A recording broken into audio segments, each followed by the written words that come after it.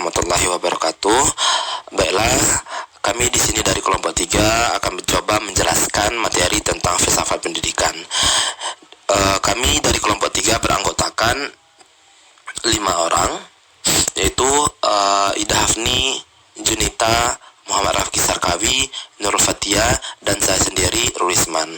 Jadi di sini kami akan menjelaskan nanti tentang filsafat pendidikan, yaitu kami akan mencoba menjelaskan pengertian dari filsafat pendidikan, tujuan dari filsafat pendidikan, dan manfaat dari filsafat pendidikan. Selain itu kami juga akan menjelaskan tentang beberapa aliran-aliran yang terdapat di dalam filsafat pendidikan.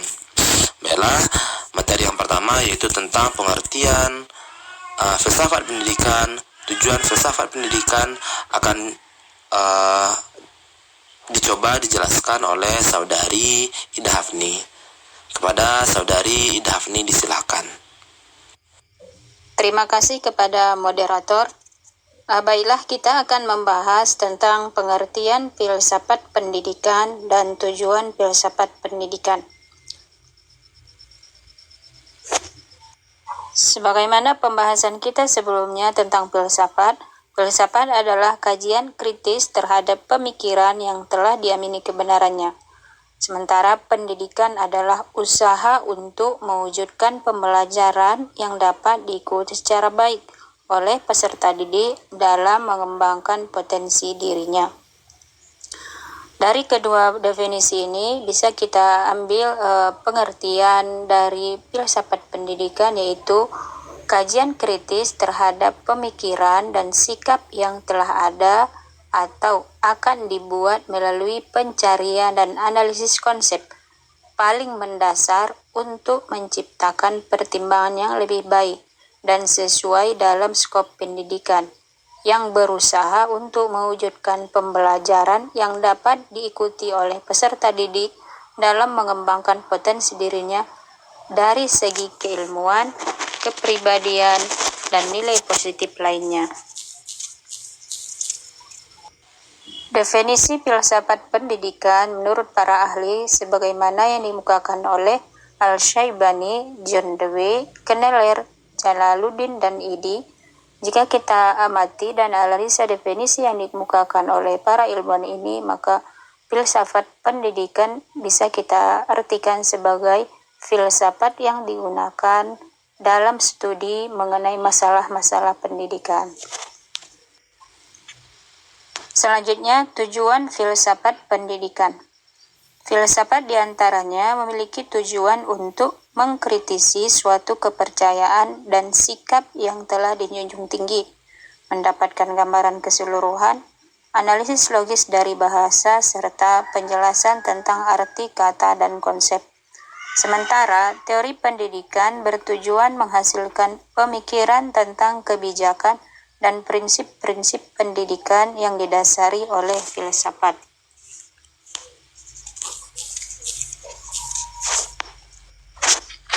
Cara berpikir filsafat di bidang pendidikan akan melahirkan teori-teori pendidikan, di mana teori-teori pendidikan ini akan diterapkan dan dipraktekkan dalam proses pembelajaran.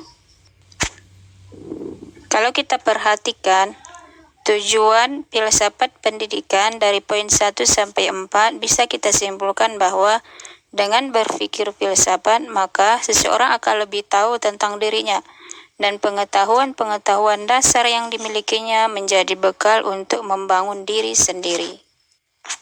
Tujuan filsafat pada poin kelima dikhususkan untuk pendidik, di mana filsafat itu mempunyai kepentingan istimewa karena filsafatlah yang memberikan dasar-dasar dari ilmu-ilmu pengetahuan lainnya yang mengenai manusia, misalnya ilmu mendidik.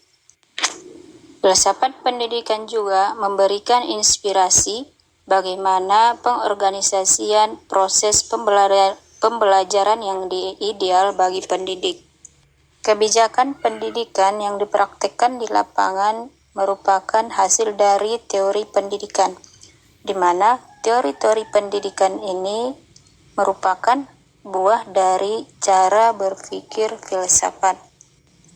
Demikian penyampaian dari saya. Selanjutnya, saya kembalikan kepada moderator.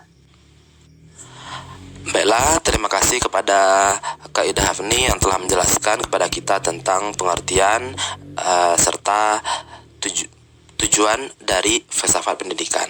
Selanjutnya yaitu tentang manfaat filsafat pendidikan serta aliran-aliran tentang filsafat pendidikan akan dicoba dijelaskan oleh saudari Junita. Kepada saudari Junita kita silakan. Baiklah, terima kasih kepada moderator. Berikutnya, manfaat filsafat pendidikan.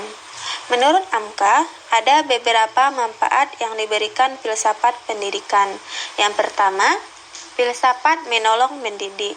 Dengan ilmu-ilmu pendidikan yang ada pada filsafat pendidikan ini akan menjadikan manusia menjadi manusia yang berilmu dan terdidik. Yang kedua, filsafat memberikan kebiasaan dan kepandaian untuk dapat melihat dan memecahkan persoalan-persoalan yang ada dalam kehidupan sehari-hari. Yang ketiga, filsafat pendidikan memberikan pandangan yang luas. Artinya, dengan ilmu yang ada pada filsafat ini akan memberikan wawasan yang luas bagi manusia, sehingga dengan wawasan yang luas tersebut akan memberikan pandangan yang luas pula bagi kehidupan manusia tersebut. Yang keempat, filsafat merupakan latihan untuk berpikir sendiri. Maksudnya, dengan ilmu dan pengetahuan yang ada pada filsafat ini, maka diharapkan manusia dapat berpikir dan berlogika, sehingga manusia dapat membedakan mana yang benar dan mana yang salah, dan mana yang berguna atau tidak berguna bagi dirinya. Yang kelima, filsafat memberikan dasar-dasar baik untuk hidup kita sendiri, terutama dalam beretika, maupun untuk ilmu-ilmu pengetahuan lainnya, seperti sosiologi, ilmu jiwa, ilmu mendidik, dan sebagainya. Berikutnya, aliran filsafat pendidikan. Ada banyak aliran filsafat yang tumbuh seiring dengan perkembangan zaman. Aliran-aliran filsafat berikut merupakan aliran-aliran filsafat pendidikan yang telah dikenal luas oleh para ahli pendidikan, yaitu aliran progresivisme, aliran esensialisme, aliran perennialisme, aliran rekonstruksionalisme, dan aliran idealisme. Baiklah, yang pertama saya akan membahas aliran progresivisme. Tokoh aliran filsafat ini adalah John Dewey. Aliran progresivisme adalah suatu aliran yang menginginkan kemajuan-kemajuan secara cepat. Aliran ini menginginkan kehidupan manusia berkembang terus-menerus ke arah yang positif. Aliran ini juga beranggapan bahwa sesuatu hal yang dianggap benar sekarang belum tentu benar pada masa yang akan datang. Oleh sebab itu, para peserta didik bukan dipersiapkan untuk menghadapi kehidupan sekarang, melainkan mereka harus dipersiapkan untuk menghadapi kehidupan di masa yang akan datang. Aliran progresivisme juga mengakui dan berusaha mengembangkan asas progresivisme, yaitu pertama, asas instrumentalisme, yaitu aliran ini beranggapan bahwa kemampuan inteligensi manusia sebagai alat untuk hidup, untuk kesejahteraan, dan untuk mengembangkan kepribadian manusia. Yang kedua, asas eksperimentalisme, yaitu aliran ini menyadari dan mempraktekkan asas eksperimen untuk menguji kebenaran suatu teori. Yang ketiga, asas environmentalisme, yaitu aliran ini menganggap lingkungan hidup itu mempengaruhi pembinaan kepribadian. Berikutnya, sifat-sifat aliran progresivisme. Aliran progresivisme memiliki dua sifat, yaitu sifat positif dan sifat negatif. Yang pertama, sifat-sifat negatif dalam artian bahwa progresivisme menolak otoritarisme, absolutisme dalam segala bentuk seperti terdapat dalam agama, politik, etika, dan epistemologi. Yang kedua, sifat-sifat positif. dalam artian bahwa progresivisme menaruh kepercayaan terhadap kekuatan alamiah dari manusia, kekuatan-kekuatan yang diwarisi oleh manusia dari alam sejak manusia itu lahir. Baiklah, itu penjelasan materi dari saya. Berikutnya, saya serahkan kepada moderator. Terima kasih saya ucapkan kepada Kak Junita. Materi selanjutnya tentang aliran filsafat yang selanjutnya akan dicoba dijelaskan oleh saudara Rafki Serkawi. Kepada Rafki Serkawi kita persilahkan. Baiklah, saya lanjutkan aliran progresivisme. John Dewey memandang bahwa pendidikan sebagai proses dan sosialisasi. Maksudnya, sebagai proses pertumbuhan, anak didik dapat mengambil kejadian-kejadian dari pengalaman lingkungan sekitarnya. Maka dari itu, dinding pemisah antara sekolah dan masyarakat perlu dihapuskan, sebab belajar yang baik tidak cukup di sekolah saja. Aliran filsafat pendidikan yang kedua yaitu aliran esensialisme. Tokoh aliran filsafat ini ialah Plato. Esensialisme muncul pada zaman Renaissance dengan ciri-cirinya yang berbeda dengan progresivisme. Aliran esensial ini bertitik tolak dari kebenaran yang telah terbukti berabad-abad lamanya. Sedang kebenaran yang lain merupakan kebenaran yang secara kebetulan saja. Dasar pijakan aliran ini lebih fleksibel dan terbuka untuk perubahan, toleran dan tidak ada keterkaitan dengan doktrin tertentu. Esensialisme memandang bahwa pendidikan harus berpijak pada nilai-nilai yang memiliki kejelasan dan tahan lama, yang memberikan kestabilan dan nilai-nilai terpilih yang mempunyai tata yang jelas. Tujuan umum aliran esensialisme adalah membentuk pribadi yang bahagia. Isi pendidikannya mencakup ilmu pengetahuan, kesenian, dan segala hal yang mampu menggerakkan kehendak manusia. Kurikulum sekolah bagi esensialisme merupakan semacam miniatur dunia yang bisa dijadikan sebagai ukuran kenyataan, kebenaran, dan kegunaan. Terima kasih, saya kembalikan kepada moderator. Terima kasih kepada saudari Rafki Sarkawi. Materi selanjutnya yaitu masih tentang aliran filsafat pendidikan akan dijelaskan oleh saudari Nurul Fatia. Kepada Nurul Fatia kita persilahkan. Baiklah, saya akan menjelaskan mengenai aliran perennialisme. Tokoh aliran filsafat ini ialah Plato, Aristoteles, dan Thomas Aquinas. Aliran perennialisme ialah segala sesuatu yang ada pada sejarah. Aliran perennialisme mengandung kepercayaan filsafat yang berpegang teguh pada nilai-nilai dan norma yang bersifat kekal dan abadi. Perennialisme ini merupakan hasil pemikiran yang memberikan kemungkinan bagi seseorang untuk bersikap tegas dan lurus.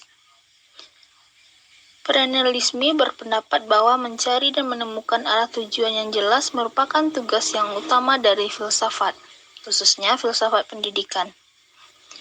Sedangkan menurut Plato, manusia secara kodrati memiliki 3 potensi, yaitu nafsu, kemauan, dan pikiran.